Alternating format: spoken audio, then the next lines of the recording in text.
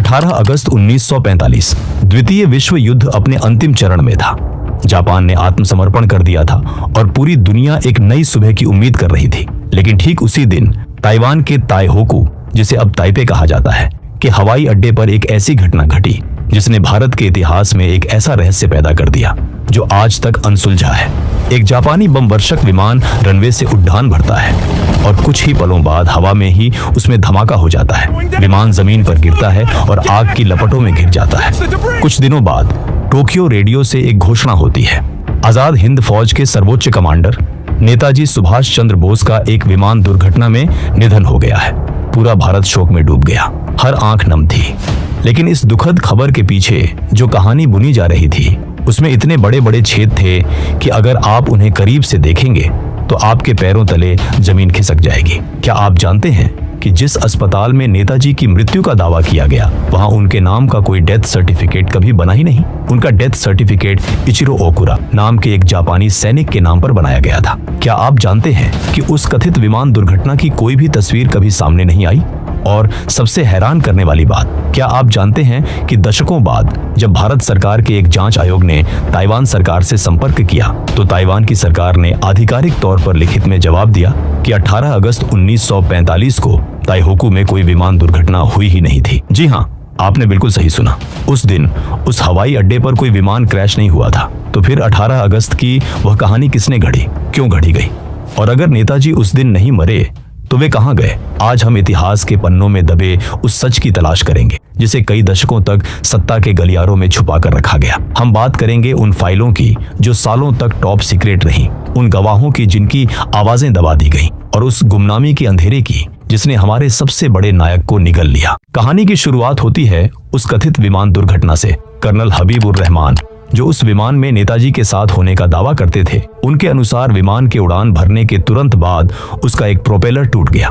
विमान क्रैश हुआ और नेताजी के कपड़ों में आग लग गई। उन्हें अस्पताल ले जाया गया जहां रात को उन्होंने अंतिम सांस ली। लेकिन इस कहानी में सबसे बड़ा झोल यह था कि किसी भी स्वतंत्र भारतीय गवाह ने नेताजी के शव को नहीं देखा। जब उनके पार्थिव शरीर को भारत लाने की बात हुई तो जापानी अधिकारियों ने कहा कि ताबूत बहुत बड़ा है और विमान में जगह नहीं है, इसलिए उनका अंतिम संस्कार वहीं ताइहोकू में कर दिया गया। उनकी अस्थियां टोक्यो के रैंकोजी मंदिर में रख दी गई। लेकिन यह कहानी शुरू से ही संदेह के घेरे में थी। खुद महात्मा गांधी ने उस समय सार्वजनिक रूप से कहा था कि उन्हें नेताजी की मौत पर विश्वास नहीं है। ब्रिटिश खुफिया एजेंसियां भी इस खबर को सच नहीं मान रही थी। वे लगातार यह जांच कर रहे थे कि कहीं यह नेताजी की कोई नई चाल तो नहीं है, क्योंकि सुभाष चंद्र बोस चकमा देने में माहिर थे। याद कीजिए 1941 का वह दिन जब कलकत्ता में अपने ही घर में ब्रिटिश पुलिस की कड़ी नजरबंदी के बावजूद वे एक पठान जियाउद्दीन का भेष बदलकर अंग्रेजों की आंखों में धूल झोंक कर निकल गए थे। जो इंसान ब्रिटिश साम्राज्य की खुफिया एजेंसी को अपने घर से चकमा दे सकता था, क्या वह ऐसे ही किसी अनजान हवाई अड्डे पर अपनी जान गंवा देगा? अंग्रेजों को यही डर था। जैसे जैसे समय बीता, भारत आजाद हुआ, लेकिन आजाद भारत की सरकारों ने नेताजी की मौत के रहस्य को सुलझाने से ज्यादा उसे उलझाने का काम किया। सबसे पहले 1956 में शाहनवाज कमेटी बनाई गई। इस कमेटी ने वही पुरानी जापानी कहानी दोहरा दी और कह दिया कि नेताजी की मौत विमान दुर्घटना में ही हुई थी। लेकिन इस कमेटी के एक सदस्य, जो खुद नेताजी के बड़े भाई सुरेश चंद्र बोस थे, उन्होंने इस रिपोर्ट पर हस्ताक्षर करने से साफ इनकार कर दिया। उन्होंने आरोप लगाया कि सरकार उन पर दुर्घटना की थ्योरी को मानने का दबाव बना रही है। इसके बाद 1970 में खोसला कमीशन बैठाया गया। इस कमीशन का काम भी पहले से तय कहानी पर मुहर लगाना ही नजर आया। लेकिन असली भूकंप तो तब आया जब 1999 में कलकत्ता हाईकोर्ट के आदेश पर जस्टिस मनोज मुखर्जी की अध्यक्षता में मुखर्जी कमीशन का गठन हुआ। जस्टिस मुखर्जी ने जो जांच की उसने भारत के इतिहास की चूलें हिला दी। मुखर्जी कमीशन ने सिर्फ कागजों तक अपनी जांच सीमित नहीं रखी, बल्कि वे खुद ताइवान गए।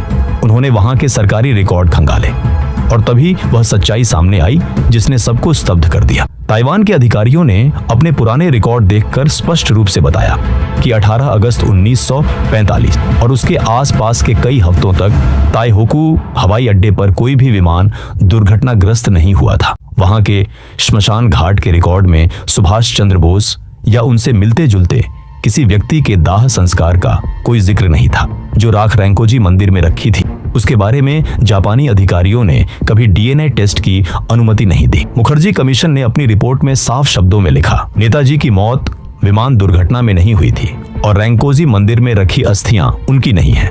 लेकिन आपको जानकर हैरानी होगी कि 2006 में जब यह रिपोर्ट संसद में पेश की गई तो तत्कालीन सरकार ने बिना कोई ठोस कारण बताए इसे खारिज कर दिया। आखिर सरकार किस बात से डर रही थी? अगर विमान क्रैश नहीं हुआ था तो 18 अगस्त 1945 के बाद नेताजी गए कहां? यहीं से इस कहानी में 3 मुख्य थ्योरीज जन्म लेती हैं जो हमें रूस और भारत के उत्तर प्रदेश के एक छोटे से शहर तक ले जाती है। पहली और सबसे मजबूत थ्योरी है रूस का एंगल, यानी द रशियन थ्योरी। जापान युद्ध हार चुका था। नेताजी जानते थे कि अगर वे ब्रिटिश या अमेरिकी सेना के हाथ लगे तो उन्हें युद्ध बंदी बनाकर फांसी दे दी जाएगी। ऐसे में उनके पास केवल एक ही विकल्प था, सोवियत संघ।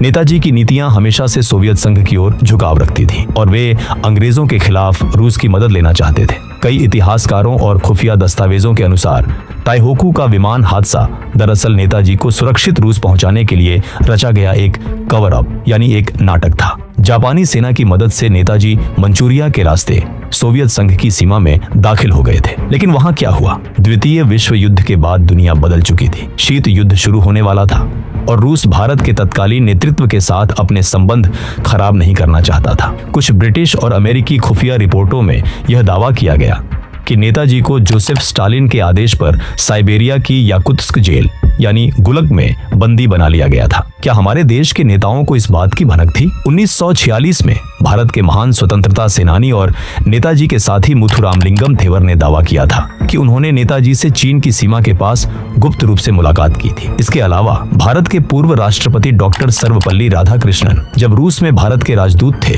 तब यह अफवाहें उड़ी थी कि उन्होंने नेताजी को रूस की एक जेल में देखा था, लेकिन उन्हें इस बारे में चुप रहने की हिदायत दी गई थी। आखिर वह कौन सा सच था जो अगर बाहर आ जाता तो अंतर्राष्ट्रीय स्तर पर भूचाल आ जाता? अब आते हैं इस रहस्य के सबसे चौंकाने वाले, सबसे रहस्यमयी और सबसे ज्यादा भावनाएं जगाने वाले हिस्से पर। गुमनामी बाब उत्तर प्रदेश के फैजाबाद, जो कि आज का अयोध्या में 1980 के दशक में राम भवन नाम के एक घर में एक रहस्यमयी साधु रहते थे।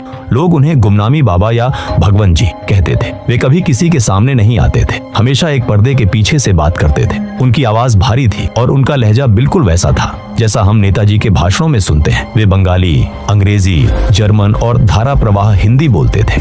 1985 में जब गुमनामी बाबा का निधन हुआ तो उनके कमरे से जो सामान निकला उसे देखकर पुलिस और प्रशासन के पसीने छूट गए। एक आम साधु के कमरे में क्या होना चाहिए? कुछ कपड़े, धार्मिक किताबें, पूजा का सामान। लेकिन गुमनामी बाबा के कमरे से 2500 से ज्यादा ऐसी चीजें मिली जिनका सीधा संबंध सुभाष चंद्र बोस से था। वहां मिली गोल फ्रेम वाली वही मशहूर एनके जो नेताजी पहनते थे।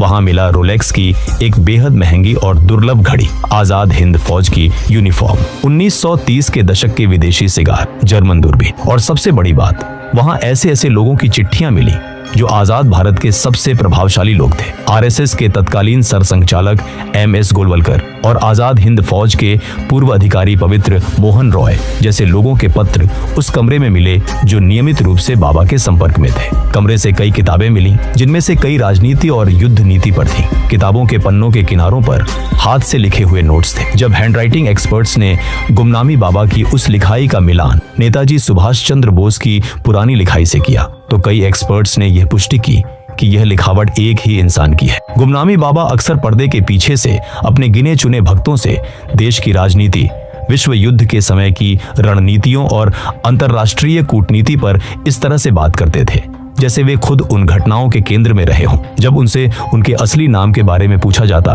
तो वे बस इतना कहते कि अगर मैंने अपना नाम बता दिया तो देश में आग लग जाएगी। क्या सच में गुमनामी बाबा ही सुभाष चंद्र बोस थे? अगर हाँ तो वे सामने क्यों नहीं आए? इस सवाल का जवाब भी खुद गुमनामी बाबा ने अपनी एक कथित बातचीत में दिया था। उन्होंने कहा था कि वे अंतर्राष्ट्रीय युद्ध अपराधी घोषित किए जा चुके हैं। अगर वे सामने आए तो संयुक्त राष्ट्र के नियमों के तहत भारत सरकार को उन्हें गिरफ्तार करके ब्रिटेन या अंतर्राष्ट्रीय अदालत को सौंपना पड़ेगा, जिससे भारत की संप्रभुता और राजनीति में भूचाल आ जाएगा। क्या यह एक देशभक्त का अपने देश को बचाने के लिए उठाया गया सबसे दर्दनाक कदम था? अपनी ही पहचान को मिटा देना और अपने ही देश में एक अजनबी, एक गुमनाम व्यक्ति की तरह मर जाना।